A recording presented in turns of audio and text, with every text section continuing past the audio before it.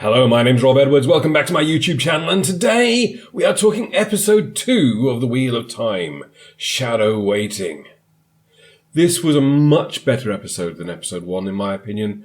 It really slowed down, gave characters a chance to breathe. We get to know the characters a bit more.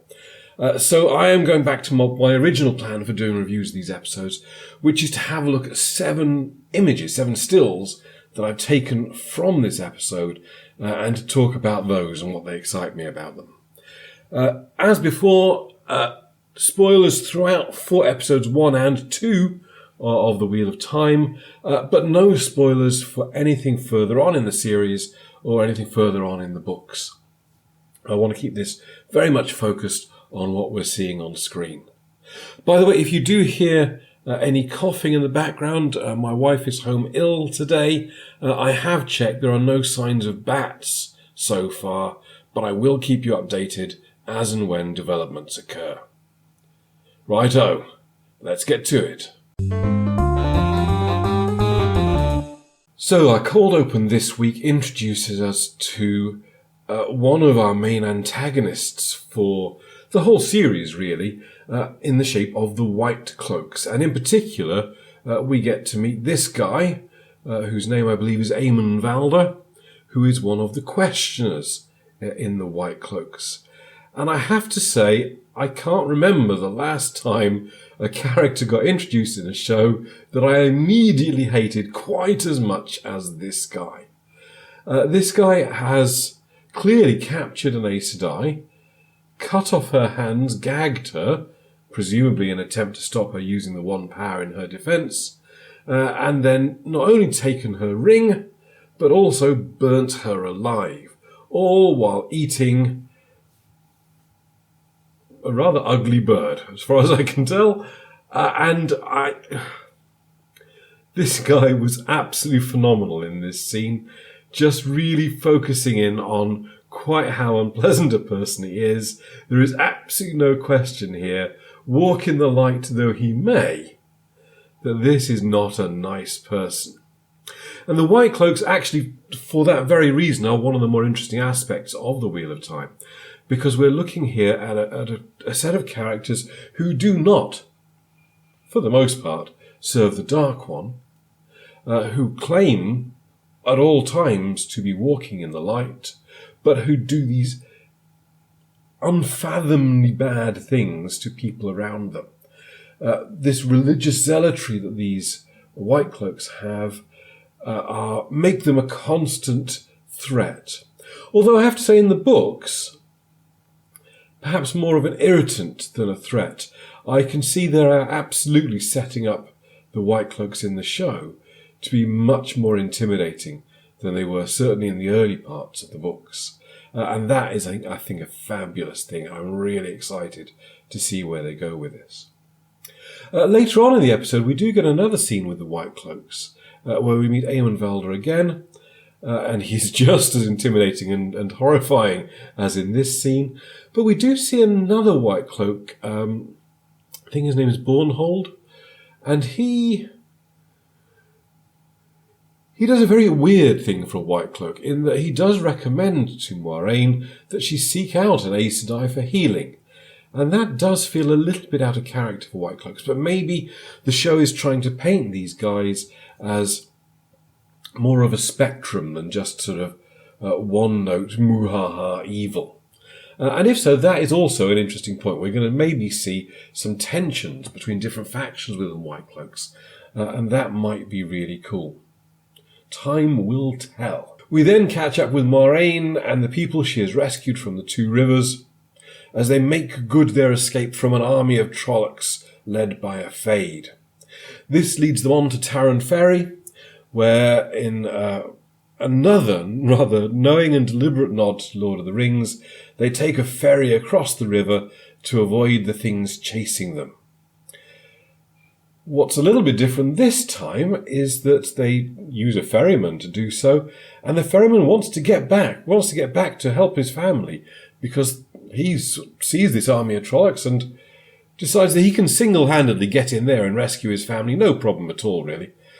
Moiraine knows better, and to stop the army of the dark following them, she sinks the ferry.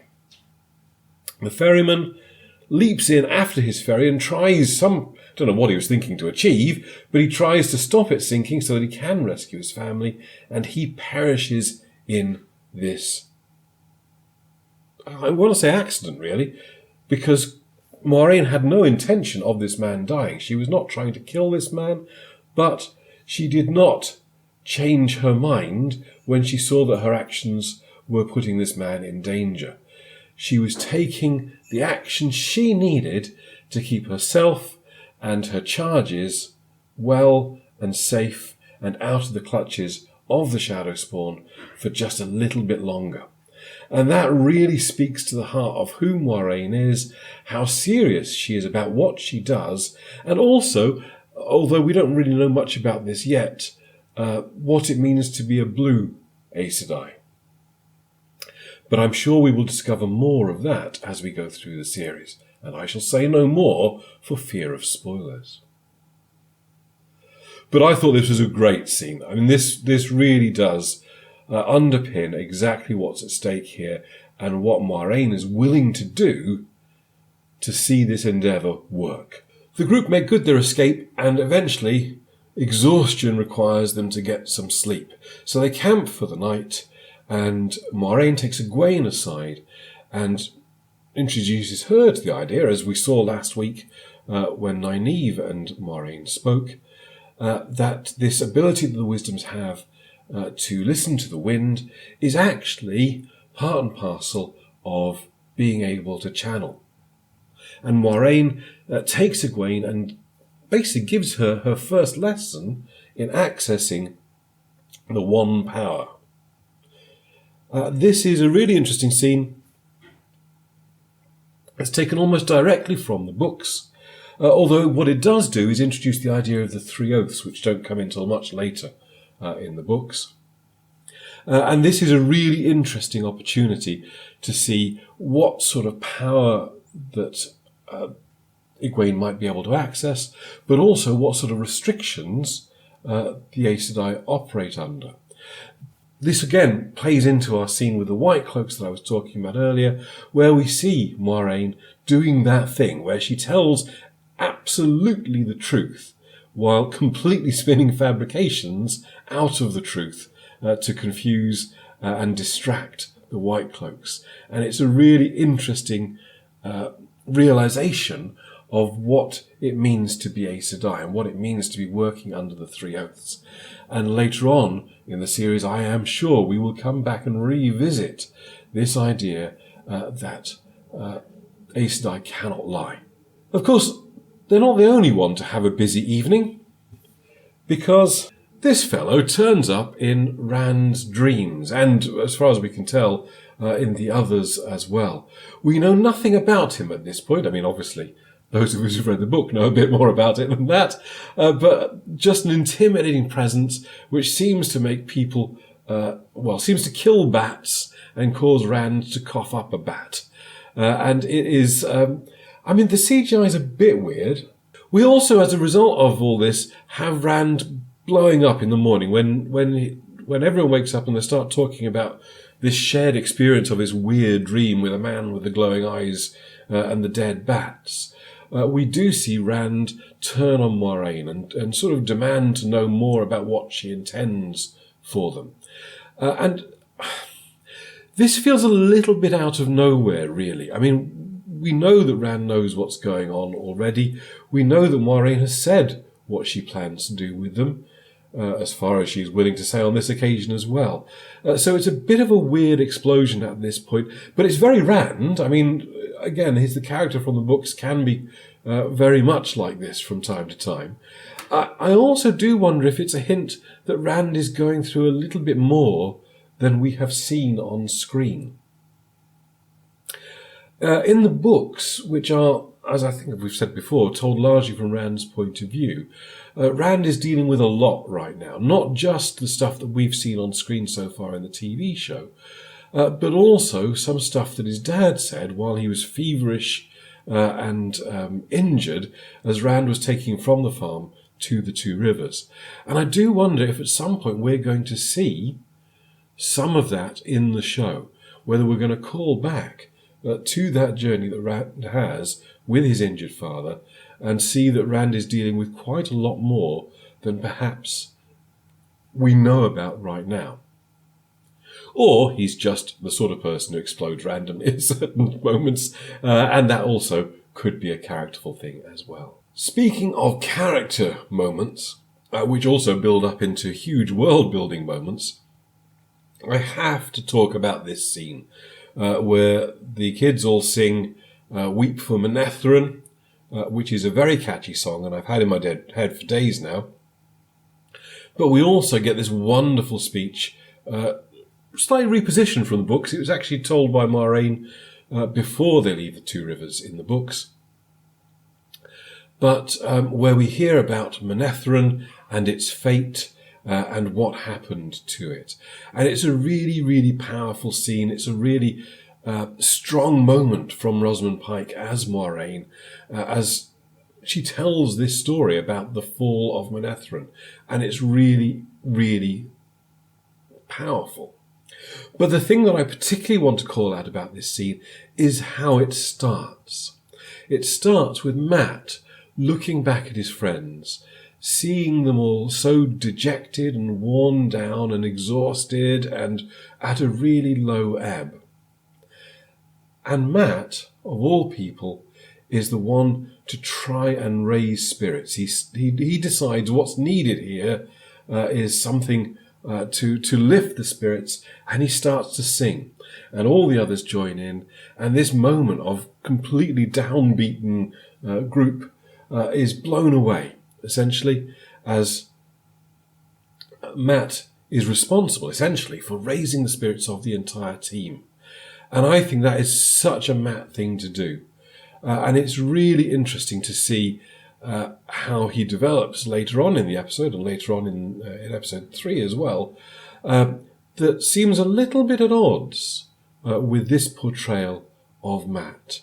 That here he is so caring, so invested in everybody else around him, or at least the people from the Two Rivers, and yet later on in the episode, he is keen just to get gone, just to leave them and go. Through all of this, Moiraine has been slowly succumbing to the wound she suffered on Winter's Night, to the point where after the next time they rest and the Shadowspawn actually catch up with the group, it's up to Lan to decide how to get the team safe. And that is why we end up travelling into the ruined city of Shadar Logoth. Shadar Logoth? I think that's how they're pronouncing it in the show, Shadar Logoth.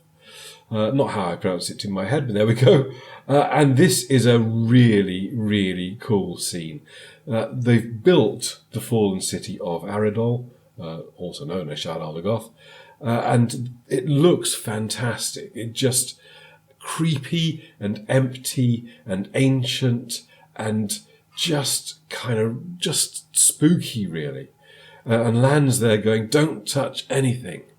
At which point, Mat goes off and touches stuff. He picks up this ruby-hilted dagger. And at this point, this is where things really start to go wrong for the group. And this strange sort of black kind of fungusy growth maybe, or this weird shadow starts chasing them around the city. First it eats a horse, and then it starts chasing them around the city. And this results in the group getting completely split up. We have Perrin and Egwene going one way, leaping from the top of this huge wall into the river. Don't know how they didn't die, but they didn't, so huzzah. Rand and Mat escaping through some sort of window, I guess, at the base of a wall. And Lan and Moiraine, after Moiraine tells Lan that he's killed them all, riding out on their horses to get back out the way they came in. And so we set up episode 3. The group, which has been together throughout so far, is now going their separate ways. And that is going to make for a very interesting episode 3. And of course, the button, the end of episode 2, is where we see that Nynaeve is actually still alive. She escaped the Trolloc who took her away, and she is here demanding from Lan that she know where her friends are. And that is a great way to end the episode. As I said, I think episode 2 was a marked step up in quality from episode 1. Well, no, not quality, that's not the right word. The pacing and structure just was given a chance to breathe. We did miss, if I'm talking about changes from the books, we did miss the entire town of Baerlon, which is a shame. Introduces in Baerlon one of my favourite characters from the entire series. Presumably we'll meet her in a different way at a different time. And we see the White Cloaks in Baerlon as well, rather than out on the road. But I think, honestly, I don't really miss that episode at all, that period they spend in the town, apart from not meeting this one character. And so I'm happy that this is actually really close to what we see in the books. They flee, they get into Shadar Logoth, they get chased out of Shadar Logoth by this strange darkness called Mashadar in the books, I believe. Unless I'm thinking of... Am I thinking of... No, I think it is Mashadar. And they go their separate ways. And we will see how long it takes for them to meet up once again. That's it from me about episode 2. I hope you enjoyed my breakdown. I love this episode. If I'm giving this one a rating, this one is definitely better than before. I'm thinking this one is probably... Is it a 9? I'm doing everything on half marks this time round. Maybe it is a 9, actually. I really liked this episode. It had a lot of good stuff in it. And just a couple of weird moments, a couple of strange things, but generally speaking, it was pretty on the money for me. I'm leaving myself somewhere to go for future episodes, which might be even better. So I'm giving this one a 9 out of 10. Join me on probably Friday, I think, when I talk about episode 3 of The Wheel of Time. And I'm looking forward to that episode even more. All right. Thanks for watching, and I will catch you next time. Cheers.